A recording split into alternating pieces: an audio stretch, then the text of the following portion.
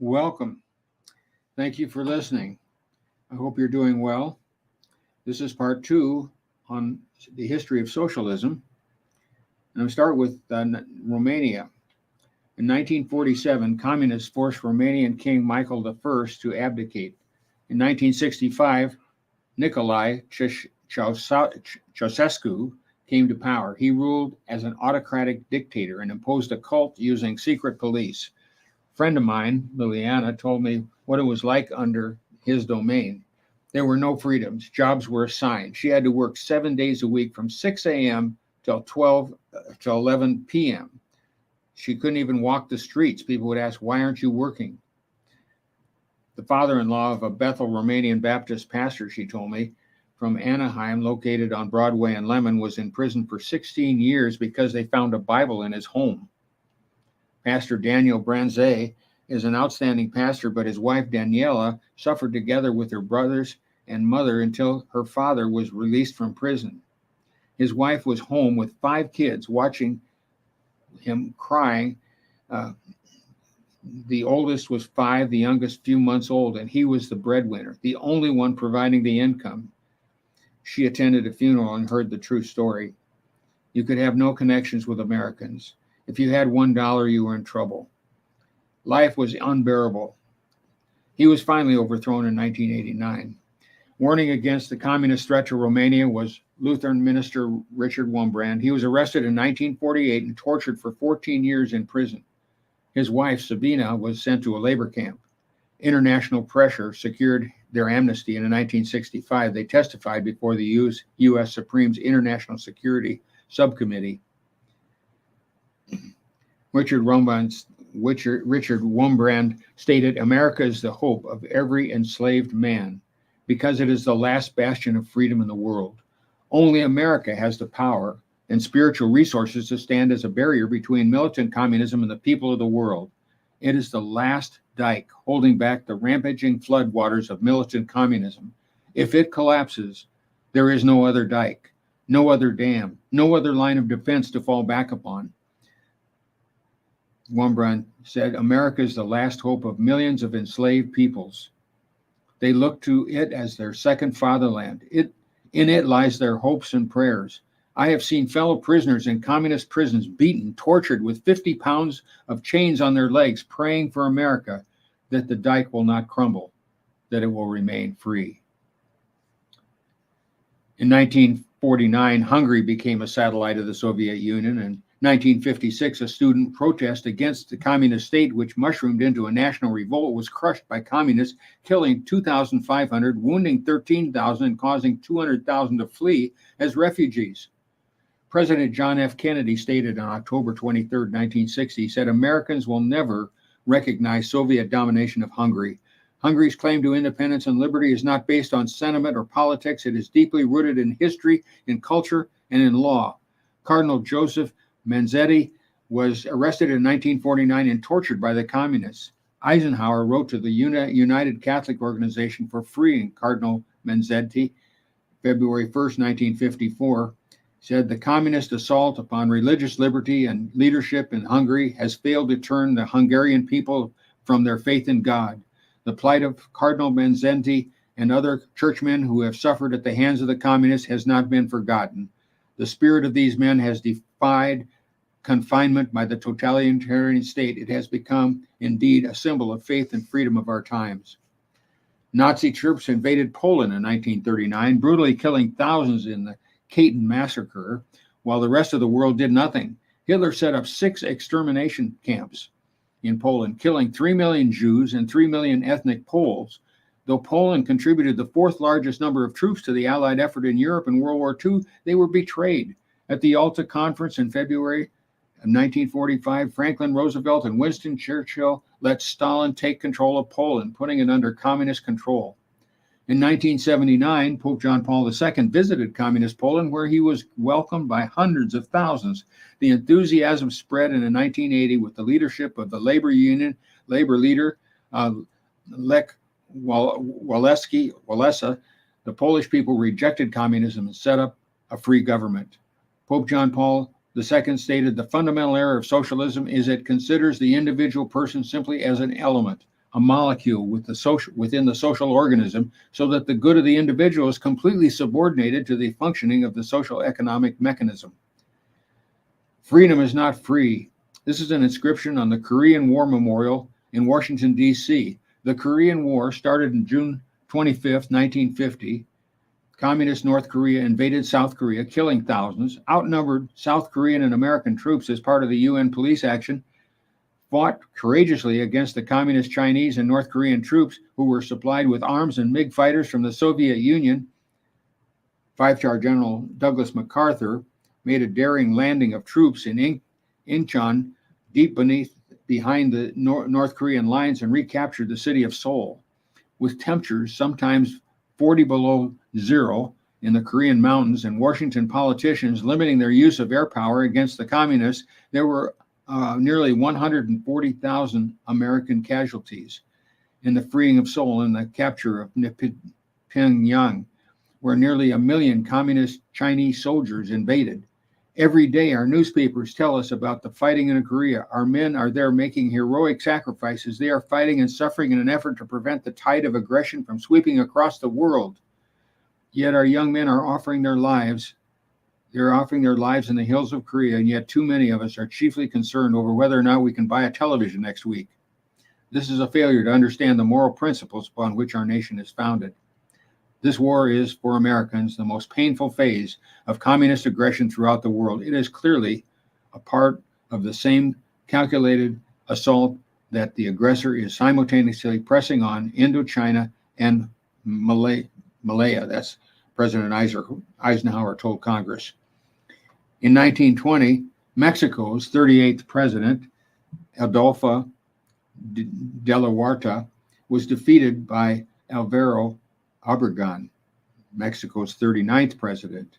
In 1924, Obregón was succeeded by the aggressively anti-Christian Freemason Plutarco Elias Calles, Mexico's 40th president. He promoted a gang-styled socialism in Mexico, and in 1924 had Mexico host the USSR's first embassy in the Western Hemisphere.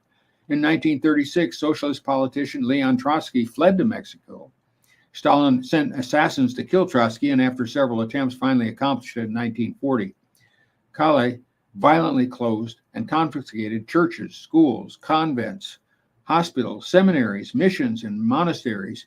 He imposed radical atheist Catholic laws, which made it illegal for clerical garb to be worn outside a church, imposed a 5-year prison sentence on pastors who criticized the government, and limited the number of clergy per state. This began the Crystal War in 1926 to 29, where over 90,000 were killed. Mexico's priests, ministers, and faithful laity were harassed, arrested, and murdered. Catholic women and girls were assaulted and raped. Obregón was reelected in 1928, but at a banquet in his honor, he was assassinated, allowing Calles to return to power. Calles was nicknamed the Grand Turk. He started Mexico's PNR party. In 1936, Mexico's 44th president, Lázaro Cárdenas, deported Calles and repealed the Calles laws, thereby restoring a degree of freedom of religion. But in 1950, Marxists creatively borrowed Christian terminology to create political methods labeled liberation theology and social justice movement. This opened the door for the socialist communist infiltration of predominantly Catholic countries in Central and South America. Mexico's power struggle continues. Mexico goes to the polls this weekend this was back some time ago, but they went to the polls. 132 politicians had been killed since the campaigning began. Dwight Eisenhower was quoted in the Religious Herald in Virginia, January 1952. What is our battle against communism if not a fight against the anti-God and belief in the Almighty? Communists have to eliminate God from their system. When God comes, communism has to go. The true way to uproot communism, Eisenhower said, in this country is to understand what freedom means and thus develop an impregnable wall that no thought of communism can enter. Our country has to come through a painful period of trial and disillusionment and has come through that since 1945. He stated at a news conference in March 9th, 1953, our churches, should be the greatest possible opponents to communism. The church, with its testimony of existence of an almighty God, is the last thing that would be preaching or taught in tolerating communism. Eisenhower said, fundamentally, democracy is nothing in the world but a spiritual conviction that each of us is enormously valuable because of a certain standing before our own God. Laying the cornerstone of the Eisenhower Museum, Dwight Eisenhower stated, as recorded in Time magazine, June 5, 1952, if each of us in his own mind would dwell more upon those simple virtues, integrity, courage, self-confidence, and unmistakable belief in the Bible, would not some of these problems tend to simplify themselves? Free government is the political expression of devoutly religious faith. Time magazine published an article titled Faith of the Candidates, in which Dwight Eisenhower stated, you can't explain free government in any other terms than religious.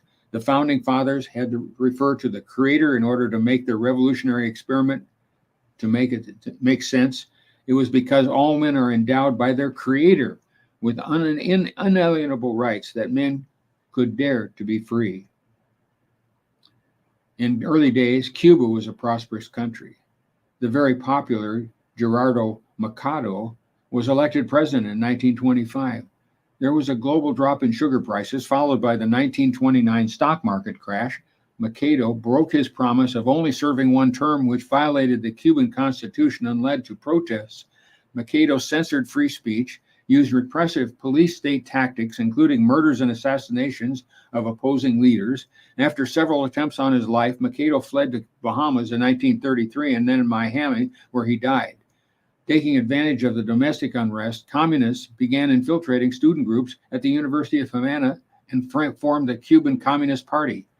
In August 1933, Cubans elected Carlos Manuel de Cepeda Quesada, the son of the Padre de la Patria, father of our country, who led Cuba in 1868. Unfortunately, he only served 1 month before being forced out by Batista and the Democratic Socialist Coalition. Batista appointed himself as chief of military, and over the next 7 years, though there were half dozen presidents, Batista clandestinely ran the nation's politics.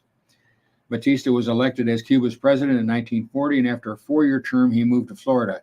In 1942, Batista returned and formed the Progressive Action Party. He ran for president again. Facing defeat, he staged a coup and set up a military dictatorship. He also began working closely with the American mafia. At this time, casinos and baseball brought tourism to Cuba, resulting in 2/3 of the country enjoying the highest standard of living in Latin America. The remaining third, though, suffered rural poverty and unemployment. In 1956, Fidel Castro stirred up the organized the rural poor and began a rebellion. Batista cracked down with arrests, imprisonments, and executions. Senator John F. Kennedy stated on October 6, 1960, Batista murdered 20,000 Cubans in 7 years. He turned democratic Cuba into a complete police state, destroying every individual liberty. Castro was hailed as a rising leader who would stamp out corruption. He was even invited to speak at Harvard University. In 1959, Castro forced Batista to flee. Once in power, Castro ignored his promises that he would give citizens equality and instead set up a communist dictatorship. He seized thousands of acres of farmland from Cuban citizens and arrested anti-revolutionaries. Castro imprisoned and enslaved dissidents and made agreements with Soviets.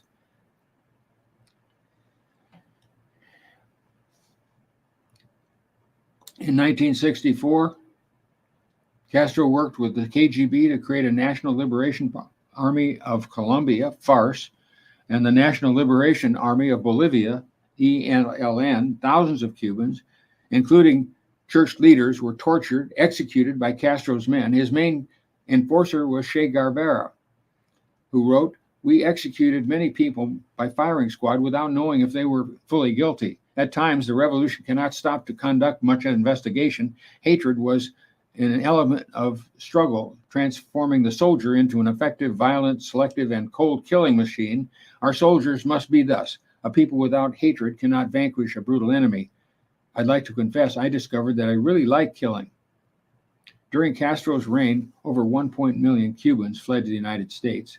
President Reagan said, "What's happening in Cuba is not a failure of the Cuban people, it's a failure of Fidel Castro and the communists." Che Guevara traveled to the world exporting socialist revolution, including African Congo and Bolivia, where he was captured and executed in October of 1967. David Goldman wrote in Fidel Castro's Mass Murder by the Numbers, Fidel Castro shed blood on a scale unimaginable in American terms. His butchers executed perhaps 15,000 prisoners. Well, political professor of science in University of Hawaii, Rudolph Rummel, estimated the number of political executions at between 4,000 and 33,000 from 1958 to 87, when a mid-range of about 15,000. Stalin, Hitler, and Mao and Pol Pot killed more people in relative terms. After that, it's hard to find a tyrant with a bigger blood count than Fidel. To speak of anything but a curse is an insult to the memory of his victims. Democrat John F. Kennedy condemned Castro's communism, stating that in October 1960, 2 years in September 1958, bands of bearded rebels descended from Cuba's Sierra Madre Mountains and began their long march on Havana, a march which ended up in the overthrow of the brutal, bloody, and despotic dictator of Fulgencio Batista. The slogans, the manifestos, the broadcasts of this revolution reflected the deepest aspirations of the Cuban people. They promised individual liberty and free elections. They promised an end to the harsh police state tactics. They promised a better life for the people, long oppressed by economic and political tyranny. But in the 2 years since that revolution, Fidel Castro in power, those promises have all been broken. There have been no free elections. There have been none as long as Fidel Castro rules. All political parties, with the exception of the Communist Party, have been destroyed. All political dissenters have been executed, imprisoned, or exiled. All academic freedom has been eliminated. All major newspapers and radio stations have been seized, and all of Cuba is in the iron grip of a communist-oriented police state. Castro and his gang have betrayed the Cuban people. Though socialism promised equality, the average citizen in Cuba made $20 a month, while Castro's personal worth was estimated at $900 million.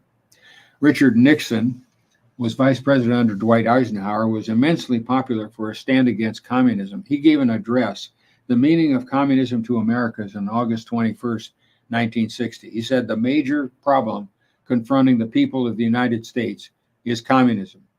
The test is not one so much of arms, but of faith. Communism denies God, enslaves men, destroys justice.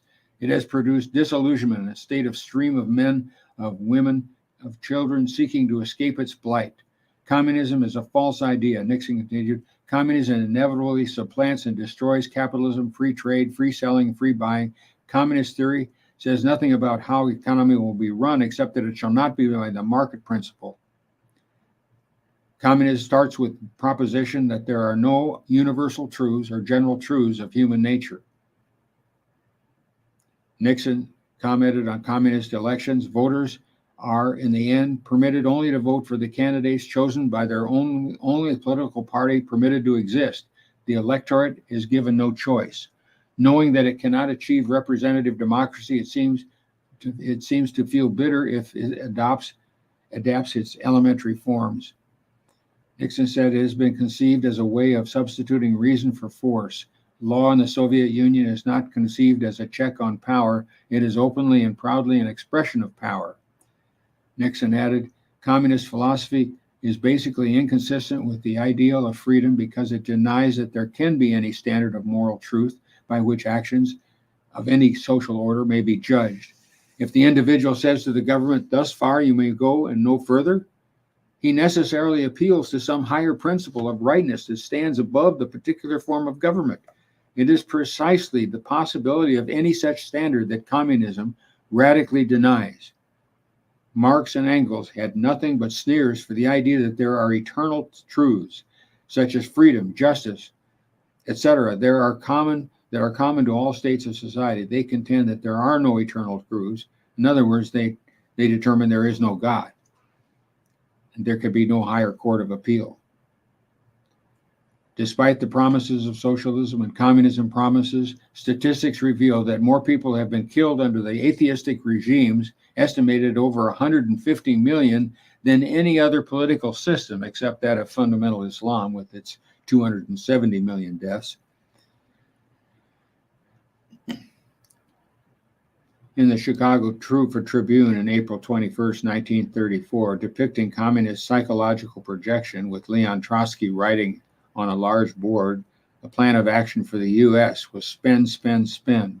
Under the guise of recovery, bust the government, blame the capitalists for the failure, junk the Constitution, declare a dictatorship. On the side was written, it worked in Russia. Richard Nixon added in his 1960 warning that without eternal truth, tyranny inevitably repeats itself. Nixon described what communist dictators do to those useful idiots who helped them get into power. Men who were once united in overthrowing the plain injustice become divided on a question of what constitutes a just new order. Militant, zealous, useful in the barricades are too rough for civil government and must be curbed.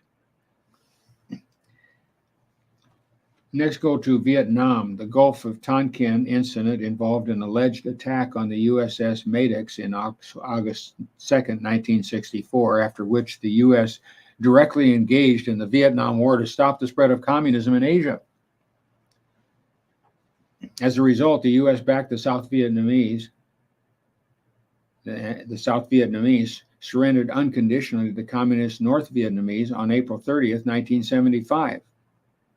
Colonel Bui Tin, who reportedly received the surrender, explained how protest by anti-war peace demonstrators was key to the communist victory.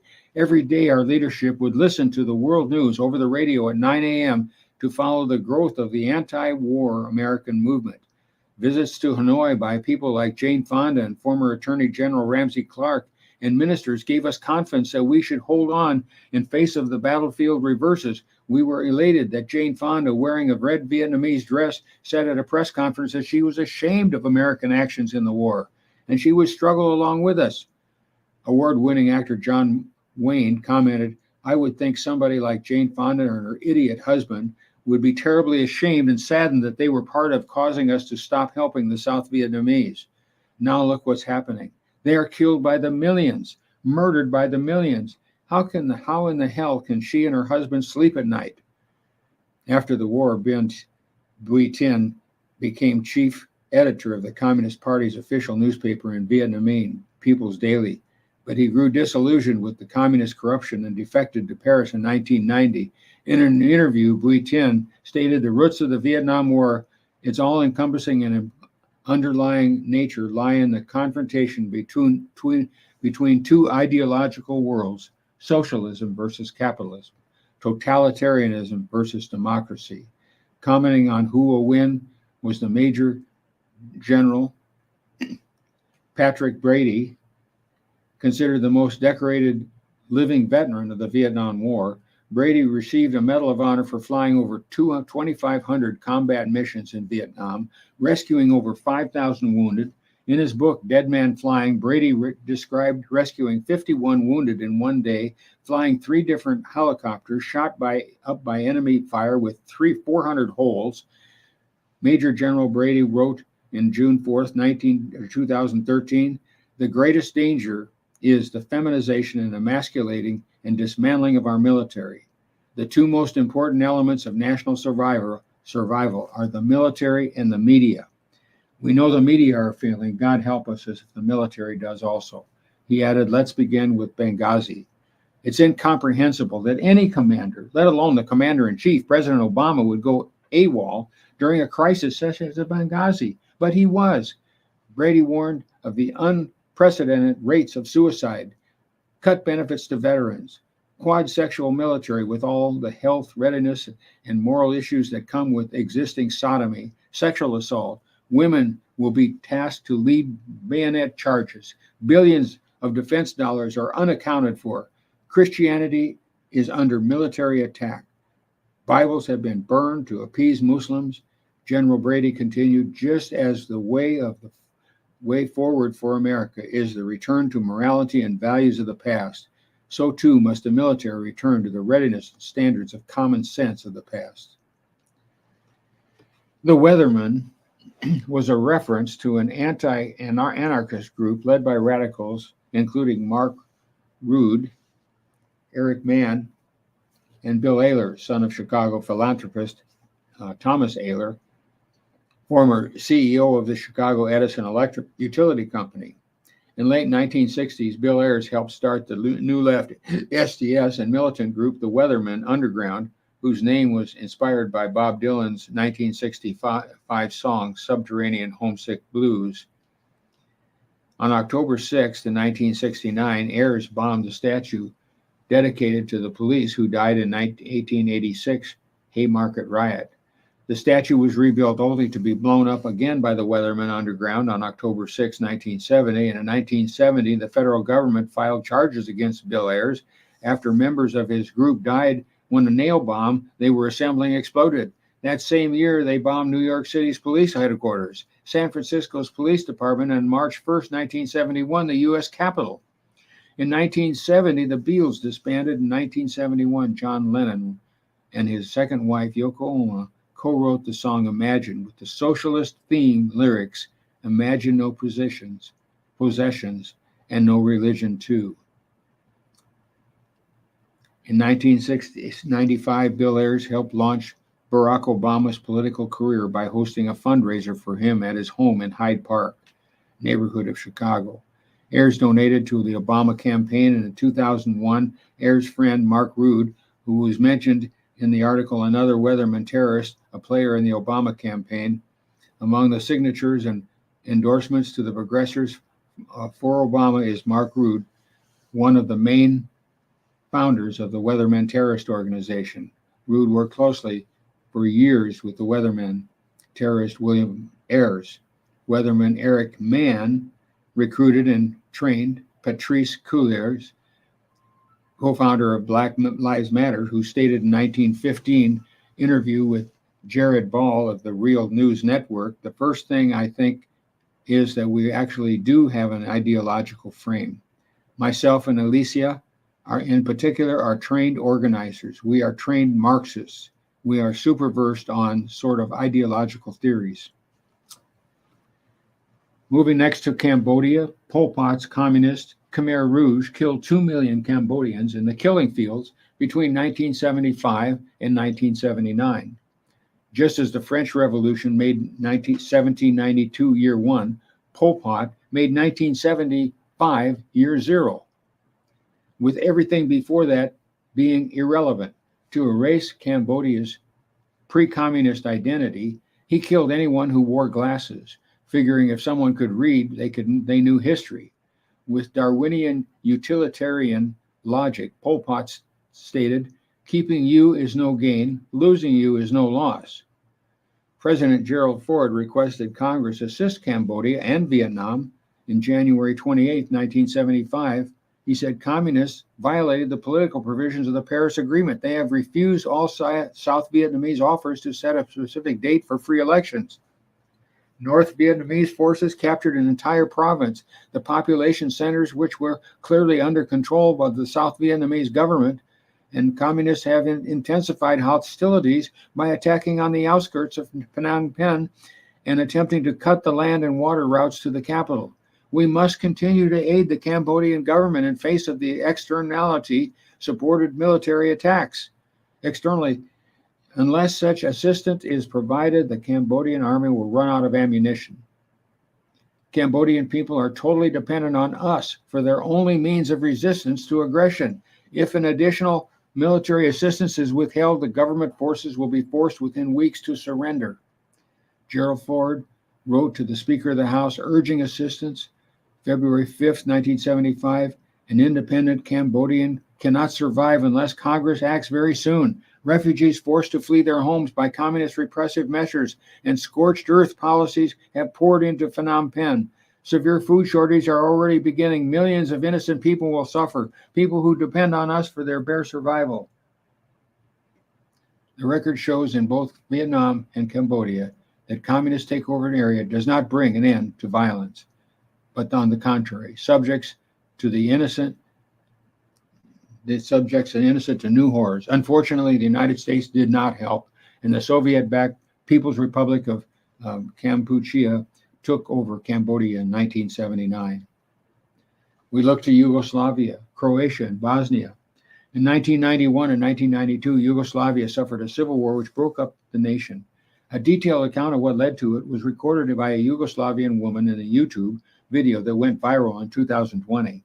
To establish National Socialism, you first must install a hatred of people. You must divide the people on one country into well-defined groups by ethnicity, by race, by religion. But since Yugoslavs were white and practically indistinguishable among themselves, the only card they could play was religion card.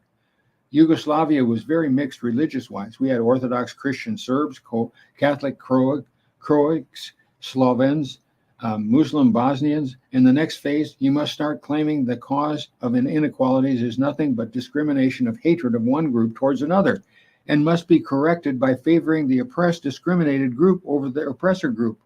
The mainstream media Yugoslavia were government controlled and were fueling the narrative about mutual discrimination and hatred relentlessly, growing fear and fearing the insecurity destroyed relationships, marriages, friendships. People started retreating, isolating within their own group because they didn't feel safe anymore with individuals from the other group. All of a sudden, staged and very well orchestrated mass protests started all over the country against oppression. All first of these protests were peaceful, but soon rioting and burning started. Now you need to spark a convenient event of murdering a random number of people of one group by a hateful member of another. At this point, people were still not completely divided. Reasonable people understood we are one nation and that we do not kill each other under any circumstances. They went hunting, they were out singing in peace and holding hands, but hunger for absolute power of socialists was stronger than our love for each other, and shootings and attacks on protesters continued. In the next phase, the tipping point of no return was reached. People started erecting barricades and have entrances to their cities, their neighborhoods, even highways and roads. Barricades were guarded by armed civilians, but peace could no longer be restored anymore because headlines, photos, videos of those incidents propagated by mass media became too explicit and horrifying. Even those hardcore idealists who believed in one nation under God, peace and love, snapped under the pressure. And at this point, our army was deployed to restore order, but they could not do so because they were clueless about who was the perpetrator and who was the victim, simply because there were perpetrators and victims on both sides. In the final stages, even the army was attacked during the negotiated retreat, and with 50 to 100 soldiers killed. And just like Yugoslavia found itself in a civil war, city against city, village against village, family against family, and so on, each territory became cleansed of members of the enemy group. Genocide, ethnic cleansing, dislocation of hundreds of thousands of people were everyday news. It lasted for years. 100,000 people died, 500,000 displaced. People lost everything.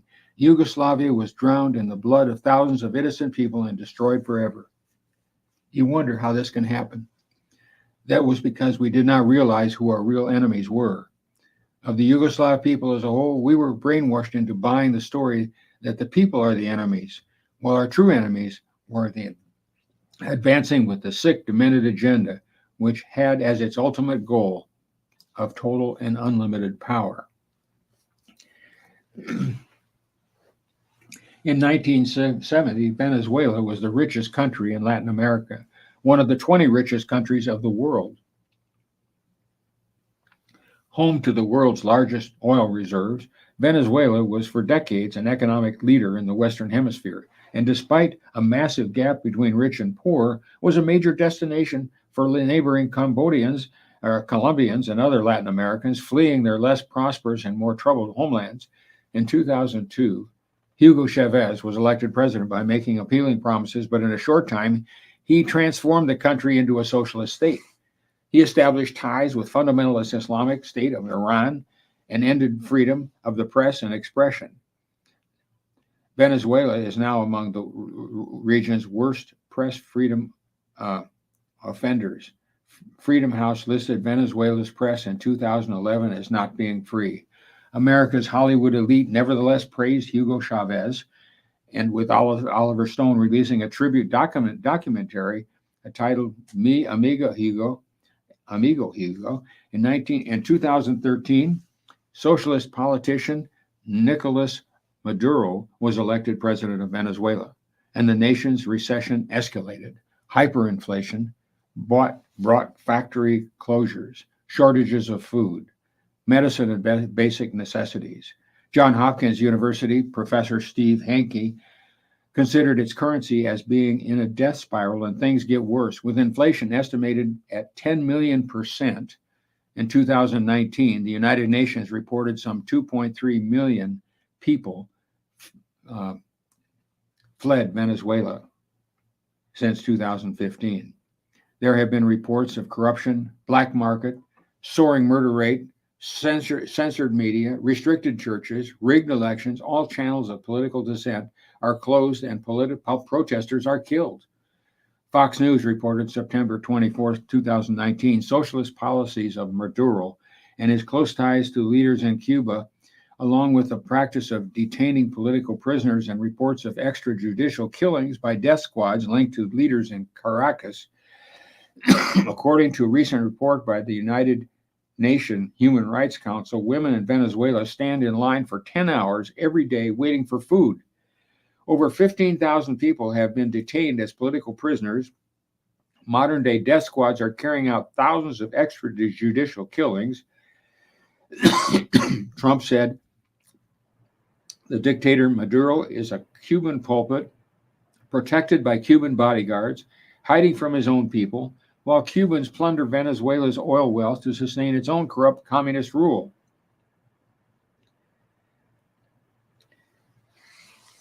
And at this point, I would like to end session 2.